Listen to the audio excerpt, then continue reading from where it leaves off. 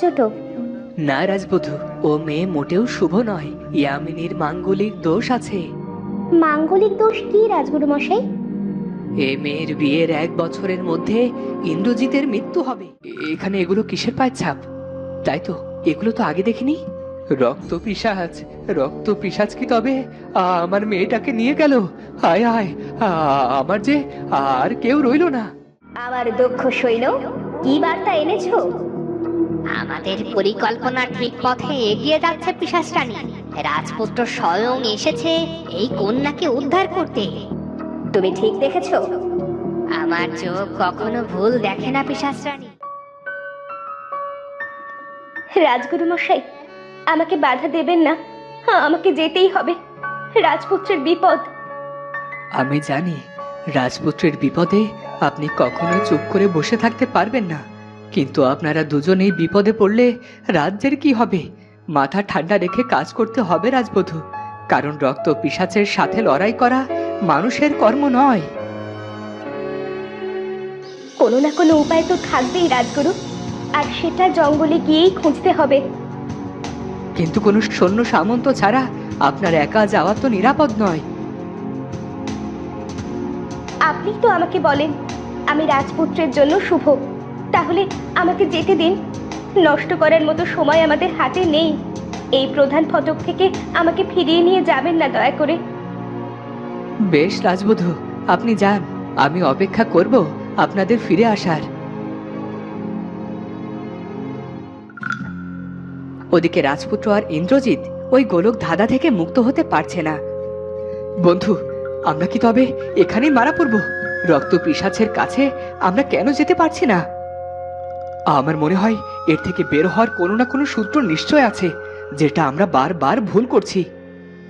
ঠিক বলেছ বন্ধু, ওইদিকে দেখো, সব গাছের পাতাগুলো হাওয়াতে দুললেও ওটা স্থির আছে। এটাই সেই গুপ্ত পথ নয় তো? চলো আমরা সেদিকেই গিয়ে দেখি।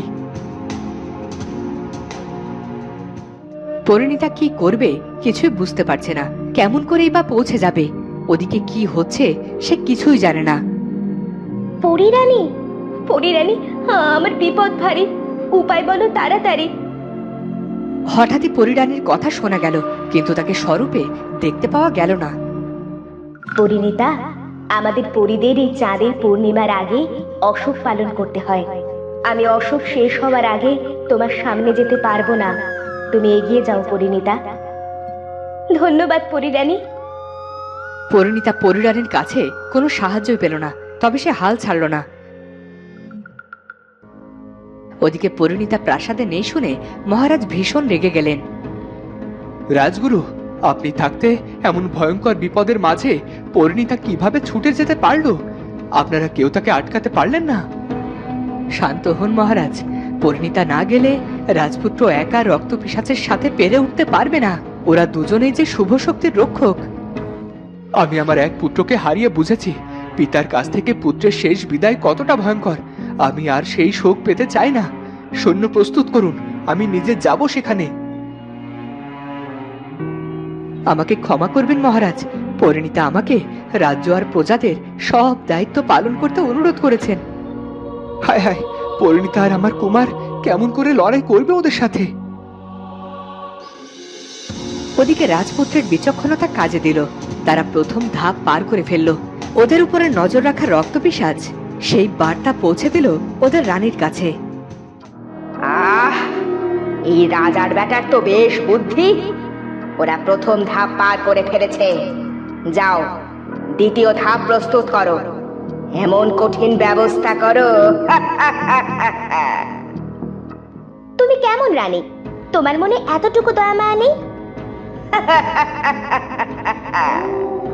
আমি রক্ত পিশাচদের রানী। আমার হৃদয় বলে কিচ্ছু নেই। প্রয়োজনে আমি নিজের ছেলের জন্যেও মরণ চিতা সাজাতে পারি।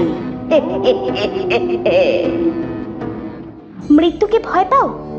যদি ভয় পেয়ে থাকো তবে ওদের কাছে আমাকে যেতে দাও আর এখান থেকে ফিরে যাও, নয়তো নয়তো নির্বংশ হয়ে যাবে।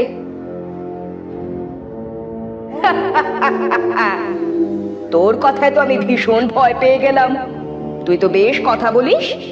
তোকে আমার বড্ড পছন্দ হয়েছে। তোকে আমি খাবো না। তুই তো নরম নরম হাত দিয়ে আমার হাত পায়ে তেল মালিশ করে দিবি, কেমন? আচ্ছা বেশ, আমি তোমার কথায় রাজি, কিন্তু তোমাদের কি মৃত্যু নেই? আমাকে শুধু বলো কিভাবে তোমরা মারা যাবে। আমাকে তুই বোকা পেয়েছিস? আমি তোকে কেন বলবো যে বেলের কাঁটা গলায় না আটকালে রক্ত পিশাচেরা মরে না? তাহলে এই বেল গাছটা এখানে কি করছে? যাতে বনে আর কেউ কোথাও বেলের কাঁটা খুঁজে না পায়। আরে বাহ, তোমার তো অনেক বুদ্ধি। ওদিকে রাজপুত্রের সামনে হাজির হলো আরেক বিপদ। ওদের সামনে আগুনের কুয়ো দেখতে পাওয়া গেল। এ তো আরো ভয়ঙ্কর। এত তাপের সামনে আমরা পৌঁছাবো কেমন করে? কিন্তু যেতে তো আমাদের হবেই। কি যে করি? এখানে আশেপাশে না আছে পানি, আর না আছে পানি নিয়ে আসার কোনো ব্যবস্থা। আমি এগিয়ে যাই, তুমি এখানেই থাকো রাজপুত্র। আমাদের একসাথে বিপদে পড়া উচিত হবে না। না বন্ধু, তুমি আমার বন্ধু। তোমাকে আমি একা বিপদে এভাবে ছেড়ে যেতে পারি না। কিন্তু যদি কেউ আমাকে সাহায্য করে, কে সাহায্য করবে? হ্যাঁ, পেয়েছি। আমরা মেঘকুমারকে ডাকি। যদি বৃষ্টি হয়, তাপ আর আগুন কমে যাবে। আমরা দ্রুত এই বাধা কাটিয়ে উঠতে পারবো। তবে চলো দেখা যাক মেঘকুমার আমাদের ডাকে সাড়া দেয় কিনা। মেঘকুমার, তুমি কি ঘুমিয়ে আছো? আমাদের বিপদ দেখছো না? আমাকে সাহায্য করো। তুমি বৃষ্টির পানি দিয়ে আমাদেরকে সাহায্য করো। আমার ডাক কি তুমি শুনতে পাচ্ছ? ঠিক তখনই আকাশে কালো মেঘ দেখা গেল। রাজপুত্র সূর্য, তুমি আমাকে কেন স্মরণ করেছো? কি হয়েছে তোমার? তুমি বৃষ্টি দিয়ে এই আগুন নিভিয়ে দিতে সাহায্য করো আমাদের। আমরা যে বড্ড বিপদে আছি। কোনো চিন্তা করো না রাজপুত্র, তোমরা এই গাছের নিচে অপেক্ষা করো। আমি এখনই ঝরে পড়বো বৃষ্টি হয়ে। ধন্যবাদ মেঘকুমার, তবে আমাকে ক্ষমা করো। আমার জন্যই আকাশের মায়া ছেড়ে তোমাকে মাটিতে লুটিয়ে পড়তে হবে। বৃষ্টি হয়ে ঝরে পড়ার মাঝে অনেক আনন্দ আছে। রাজপুত্র আর বন্ধু সরে দাঁড়ালো, আর তখনই ঝমঝম শব্দে বৃষ্টি শুরু হলো। এত বৃষ্টি হলো যে সব আগুন নিভে গেল। এই দেখো বন্ধু, সব আগুন নিভে গেছে। চলো চলো, আমরা দ্রুত যাই।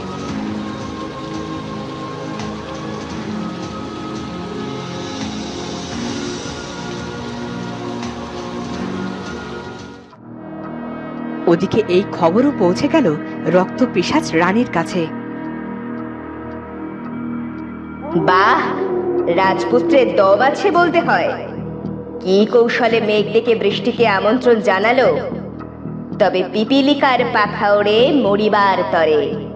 ওদের আসতে দাও, আমিও দেখি ওই রাজপুত্রের কত ক্ষমতা। এই কে আছিস? সবাই তৈরি হয়ে নে। আজ আমাদের রাজ রক্তপানির পুণ্যতিথি আসতে চলেছে।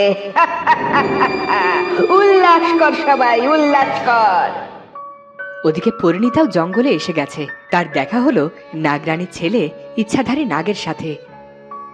রাজবধূ পরিণীতা, তুমি এই গভীর জঙ্গলে কি করছো? তুমি জানো না এই জঙ্গলে রক্ত পিশাচ বাস করে? ওদের শেষ করতেই এসেছে রাজপুত্র। আমার রাজপুত্রের বিপদ। আমার সময় নেই নাগরাজ, আমাকে যেতে হবে। তুমি আমার প্রাণ বাঁচিয়েছ। আমি কি এমন ভয়ানক বিপদে তোমাকে একা ছাড়তে পারি? আমি পথ দেখিয়ে তোমাকে নিয়ে যাব। কিন্তু তোমার কিছু হয়ে গেলে নাগরানীর কি হবে? তুমি ফিরে যাও নাগরাজ। আমি তো যে কোনো রূপ নিতেই পারি। আমি না হয় রক্ত পিশাচ হয়ে ওদের সব পরিকল্পনা শেষ করে তোমাকে সাহায্য করব।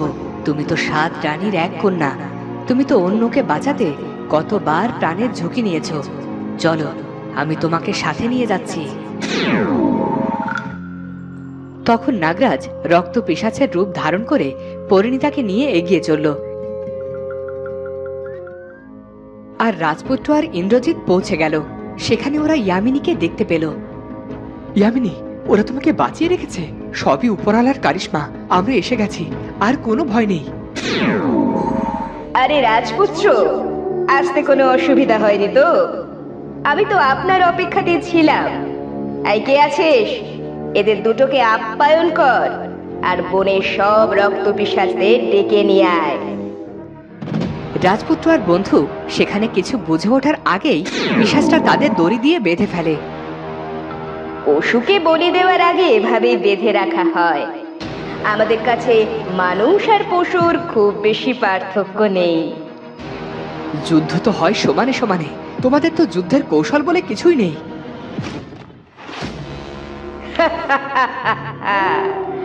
আমার চাই রক্ত, অনেক অনেক রক্ত। আর একটু পরেই উঠবে চাঁদ, আর ডুবে যাবে তোমাদের জীবনের সূর্য।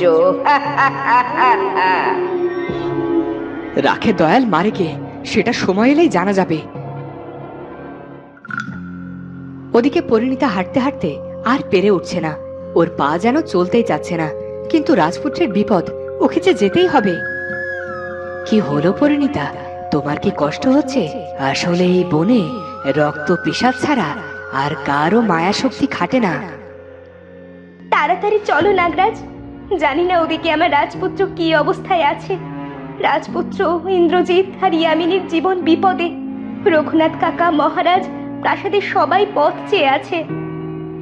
তোমরা মানুষেরা ভীষণ ভালো, কত ভাবো পরিবারের কথা। আবার যদি কখনো পৃথিবীতে আসতে পারি, তবে মানুষ হয়ে আসতে চাইবো। চলো, তবুও তুমি ছিলে, নয়তো আমি কেমন করে পথ চিনে নিতাম। রাত নামতে চললো, চলো আমাকে দ্রুত সেখানে নিয়ে চলো। তো বন্ধুরা, রাজপুত্রকে রক্তপিশাচ খেয়ে নেওয়ার আগে পরিণীতা সেখানে পৌঁছতে কি পারবে, সেটা জানবো আমরা পরের পর্বে। আর আজকের ভিডিওটি ভালো লাগলে অবশ্যই চ্যানেলটি সাবস্ক্রাইব করে বেল আইকনটি বাজিয়ে দিও। দেখা হচ্ছে পরের ভিডিওতে। ধন্যবাদ।